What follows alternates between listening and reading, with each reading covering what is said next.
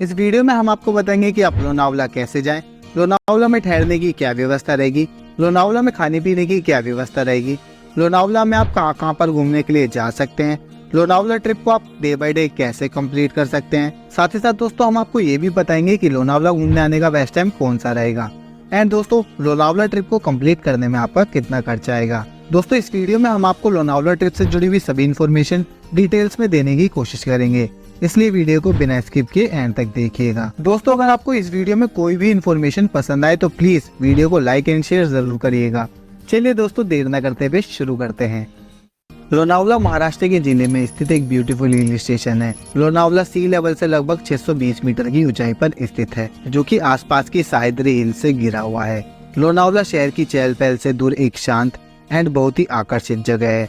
यहाँ पर कई ऐसी जगह है जहाँ पर दुनिया भर से टूरिस्ट आना पसंद करते हैं। लोनावला में आपको historic forts, old caves, beautiful lakes and beautiful waterfalls देखने को मिलेंगे। और अगर आप ट्रैकिंग के शौकीन हैं तो ये जगह आपके लिए एकदम बेस्ट रहेगी। लोनावला एक रोमांटिक एस्केप है जो कि शहर के शोर शराबे से दूर आपको कुछ टाइम स्पेंड करने के लिए एक पीसफुल एनवायरनमेंट देता है। इसी वजह से लोनावला में हनीमूनर्स एंड यूथ यहाँ की ओर अट्रैक्ट होता है। अगर आप भी लोनावला में आकर अपनी ट्रिप को यादगार बनाना चाहते हैं तो सबसे पहले आपको ये जानना होगा कि आप लोनावला तक कैसे पहुंच सकते हैं। दोस्तों आप लोनावला तक बस, ट्रेन या फिर फ्लाइट के थ्रू आ सकते हैं। अगर आप बस के माध्यम से लोनावला तक जाना चाहते हैं तो लोनावला मुंबई या फिर महाराष्ट्र के शहरों से बस के माध्यम से वेल कनेक्टेड है। आप इन बस के थ्रू लोनावला तक जा सकते हैं। अगर आप मुंबई या फिर पुणे से बस के थ्रू लोनावला तक जाएंगे तो इनकी नॉर्मल बसेस की टिकट 120 रुपए से लेकर 140 रुपए रहेगी एंड वोल्वो बसेस की टिकट लगभग 450 रुपए तक रहती है। और अगर आप ट्रेन के माध्यम से लोनावला तक जाना चाहते हैं तो दोस्तों लोनावला में रेलवे स्टेशन है। लोनावला रेलवे स्टेशन भारत के सभी बड़े शहरों से ट्रेन के माध्यम से वेल कनेक्टेड है, तो आप इजीली यहाँ पर पहुँच जाएंगे। अगर आपको यहाँ तक के लिए डायरेक्ट ट्रेन की सुविधा नहीं मिलती है तो आप पुणे रेलवे स्टेशन तक या फिर छत्रपति शिवाजी रेलवे स्टेशन तक ट्रेन के माध्यम से आ सकते हैं। देन वहाँ से आप बस या फिर टैक्सी के थ्रू लोनावला तक जा सकते हैं। एंड अगर आप फ्लाइट के थ्रू लोनावला तक जाना चाहते हैं तो दोस्तों लोनावला के सबसे nearest airport Pune international airport है, जो कि लोनावला से लगभग 70 किलोमीटर की दूरी पर है। अगर आपको यहाँ तक के लिए सुविधा नहीं मिलती है तो आप मुंबई के छत्रपति शिवाजी इंटरनेशनल एयरपोर्ट तक आ सकते हैं एंड वहाँ से आप टैक्सी या फिर बसेस के थ्रू लोनावला तक जा सकते हैं। छत्रपति शिवाजी एयरपोर्ट से लोनावला की दूरी लगभग 90 किलोमीटर की रहती है। चलिए दोस्तों अब आप लोनावला तक पहुंच जाएंगे तो अब बात कर लेते हैं कि लोनावला में ठहरने की क्या व्यवस्था रहेगी। लोनावला में आपको ठहरने के लिए रिजॉर्ट मिल जाते हैं, डॉर्मेट्री मिल जाएगी और आपको होटल्स भी मिल जाते हैं। अगर आप होटल ले रहे हैं तो आप रेलवे स्टेशन के आसपास में ही होटल ले सकते हैं, जहाँ पर आपको 1000 रुपए से लेकर 5000 रुपए तक में होटल मिल जाते हैं, जो कि अलग अलग सुविधा के हिसाब से होते हैं। आप अपने बजट एंड सुविधा के हिसाब से इन होटल में ठहर सकते हैं। आपको रिजॉर्ट लगभग 2500 रुपए तक में मिल जाएंगे एंड डॉर्मेट्री लगभग आपको 700 रुपए से लेकर 800 रुपए तक में मिल जाएगी। लेकिन दोस्तों एक बात का ध्यान रखिएगा कि इन होटल्स में, रिजॉर्ट में या फिर डॉर्मेट्री में ठहरने के प्राइस सीजन पर डिपेंड होते हैं।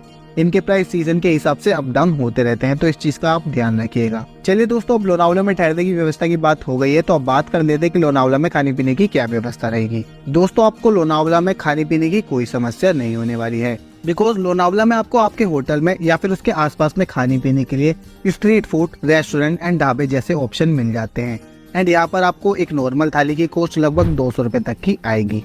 आपको यहाँ पर किसी भी तरह की खाने की सुविधा इजीली हो जाती है। एंड दोस्तों आप यहाँ पर यहाँ के बड़ा पाव, भाजी एंड मोस्ट फेमस चिक्की को जरूर टेस्ट कीजिएगा, जो कि यहाँ पर आने वाला हर टूरिस्ट इन्हें जरूर टेस्ट करता है और चिक्की को अपने साथ घर लेकर भी जाता है। तो चलिए दोस्तों खाने पीने की व्यवस्था की भी बात हो गई है तो अब बात करते हैं कि आप डे बाय डे कैसे और कहां पर घूमने के लिए जा सकते हैं। दोस्तों आप डे 1 में सबसे पहले अपने होटल के पास से ही ऑटो या फिर टैक्सी बुक कर सकते हैं, जो कि आपको लोनावला के कुछ टूरिस्ट प्लेसेस को कवर करा देती है। और अगर आप ऑटो या फिर टैक्सी बुक करते हैं तो आपको लगभग 1700 रुपए तक में ऑटो बुक हो जाएंगे, जो कि आपको डे 1 में प्लेसेस पर घुमा देंगे। एंड अगर आप टैक्सी से इन सभी प्लेसेस को कवर करेंगे तो आप 3000 रुपए तक में डे 1 वाले प्लेसेस को कवर कर सकते हैं। लेकिन दोस्तों इसके प्राइस भी कम ज्यादा सीजन के हिसाब से होते रहते हैं, सब कुछ इसके सीजन पर ही डिपेंड करता है। एंड अगर आप स्कूटी या फिर बाइक रेंट पर लेकर लोनावला में घूमना चाहते हैं तो दोस्तों लोनावला में स्कूटी या फिर बाइक रेंट की कोई सुविधा नहीं है।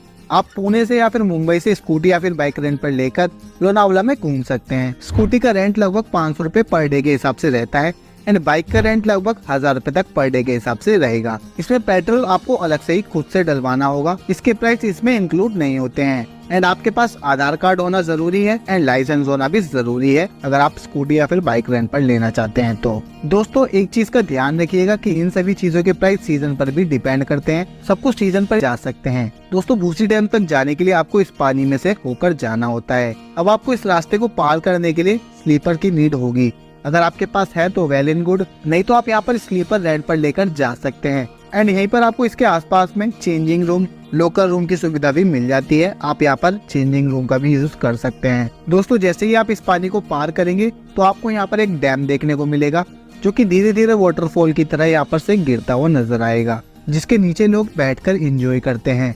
एंड यहाँ पर लोग डैम का इसी तरह से आनंद लेते हैं। लेकिन दोस्तों इस खूबसूरती को यानी कि डैम की ब्यूटी के नज़ारे आप सिर्फ मॉनसून के टाइम में ही देख सकते हैं, बाकी अदर सीजन में तो ये एकदम खाली एंड सूखा रहता है।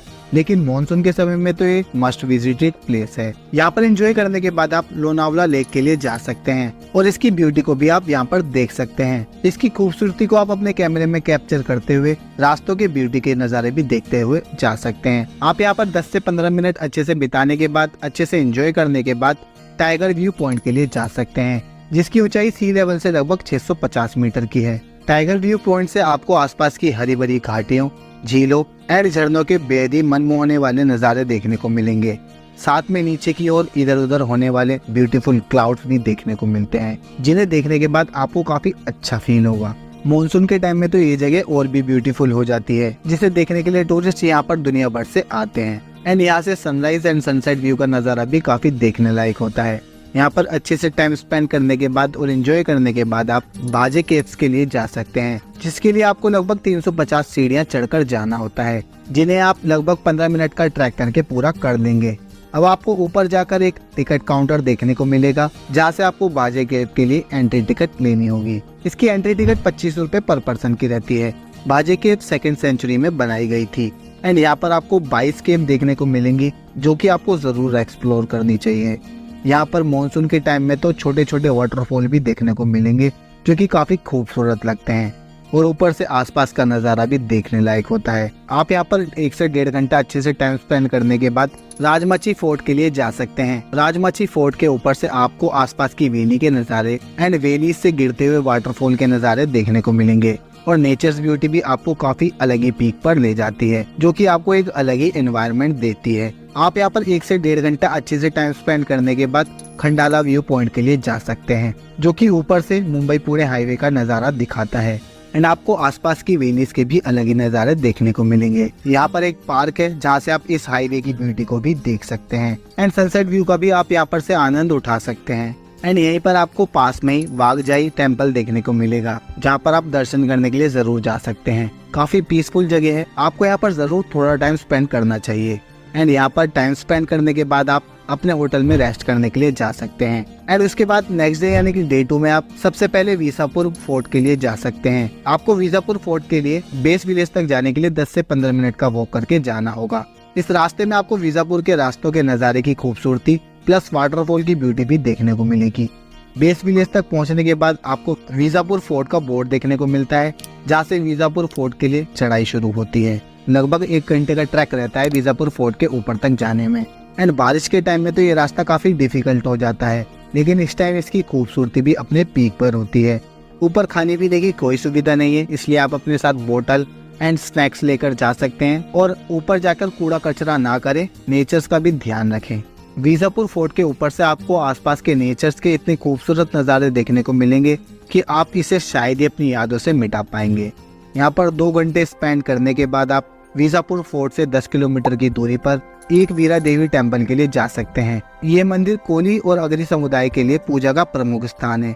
ये मंदिर एक पहाड़ी पर स्थित है और मंदिर तक पहुंचने के लिए आपको लगभग 500 सीढ़ियां चढ़नी होती है। इस मंदिर की एक प्रसिद्ध कहानी है। माना जाता है कि एक वीरा माता ने पांडवों की परीक्षा के लिए उन्हें 1 दिन का समय दिया था। पांडवों को 1 दिन के अंदर एक वीरा माता के मंदिर का निर्माण करना था और पांडवों ने इसे पूरी तरह से निभाया भी और 1 दिन के अंदर उन्होंने इस मंदिर का निर्माण किया। इस निर्माण से खुश होकर एक वीरा माता ने गुप्त निवास में रहने के लिए पांडवों को आशीर्वाद दिया कि उन्हें कोई भी नहीं देख सकता, वो आराम से गुप्त निवास कर सकते हैं। आप यहाँ पर अच्छे से दर्शन करने के बाद उसके पीछे ही कार्ला केव्स के लिए जा सकते हैं। कार्ला केव्स भी काफी ब्यूटीफुल सी केव है जो कि घूमने के लिए मानसून के समय में काफी खूबसूरत लगती है, क्योंकि यहाँ से भी आपको नेचर्स की ब्यूटीफुल नज़ारे देखने को मिलते हैं। इस केव की भी एंट्री टिकट 25 रुपए पर पर्सन की है। आप यहाँ पर अच्छे से टाइम स्पेंड करने के बाद उसके बाद लोहगढ़ फोर्ट के लिए जा सकते हैं, जो कि ऊपर से काफी ब्यूटीफुल नज़ारे दिखाता है। आपको ट्रैक करके फोर्ट तक जाना होता है। ऊपर से आपको आसपास के नज़ारे इतने खूबसूरत लगेंगे कि यहाँ पर आपके 2 से 3 घंटे कितनी जल्दी स्पेंड हो जाएंगे आपको पता भी नहीं चलेगा। और मॉनसून के टाइम में तो इसकी खूबसूरती और भी बढ़ जाती है। यहाँ पर टाइम स्पेंड करने के बाद आप वापस अपने होटल में रेस्ट करने के लिए जा सकते हैं। एंड दोस्तों, यहीं पर आपकी ट्रिप भी समाप्त हो जाएगी। दोस्तों, मेरे हिसाब से लोनावला में घूमने के लिए 2 दिन सफिशिएंट है। आप 2 दिन में ही सभी मोस्ट फेमस प्लेसेस को कवर कर देते हैं। अगर आप एक बजट ट्रैवलर हैं तो आप 2 दिन में यहाँ पर घूम सकते हैं। एंड अगर आपके पास लोनावला में घूमने के लिए और भी समय है तो आप लोनावला में डे 3 में पवाना लेक के लिए जा सकते हैं, नारायणी धाम टेम्पल के लिए जा सकते हैं, या फिर आप इमेजिका थीम पार्क के लिए जा सकते हैं। चलिए दोस्तों, अब हमने सभी प्लेसेस पर कैसे घूमना है ये बात तो कर ली है। अब हम बात कर लेते हैं कि यहाँ पर आने का बेस्ट टाइम कौन सा रहेगा। तो दोस्तों, अगर आप एक बजट ट्रैवलर हैं तो आप अक्टूबर से फरवरी के बीच में यहाँ पर आ सकते हैं। एंड अगर आप बारिश में घूमना पसंद करते हैं और मानसून के टाइम में किसी प्लेस पर जाना चाहते हैं तो आप लोनावला आ सकते हैं। लोनावला की खूबसूरती मानसून के टाइम में तो और भी बढ़ जाती है। तो आप अगर लोनावला में मानसून के टाइम में आना चाहते हैं तो आप जून से सितंबर के बीच में आ सकते हैं। एंड अगर बात करें कि इस पूरी ट्रिप को कंप्लीट करने में आपका कितना खर्चा आएगा, तो इस पूरी ट्रिप को कंप्लीट करने में एक पर्सन का खर्चा 7,000 रुपए तक का आएगा। एंड अगर आप 2 लोग इस ट्रिप पर आ रहे हैं तो खर्चा और भी कम हो जाएगा। तो दोस्तों, आज की वीडियो में बस इतना ही। आई होप आपको मेरी इस वीडियो से लोनावला ट्रिप की पूरी इन्फॉर्मेशन मिली होगी। अगर फिर भी कोई क्वेश्चन मुझसे छूट गया है तो आप हमें कमेंट करके पूछ सकते हैं, या फिर आप हमें फेसबुक या इंस्टाग्राम पर मैसेज करके भी पूछ सकते हैं। हम आपको वहाँ पर भी इसी तरह की जानकारियाँ देते रहते हैं। आई होप आपको मेरी ये वीडियो पसंद आई हो। अगर आपको मेरी ये वीडियो पसंद आई तो वीडियो को लाइक करें और अपने दोस्तों और परिवार के साथ वीडियो को ज्यादा से ज्यादा शेयर करें।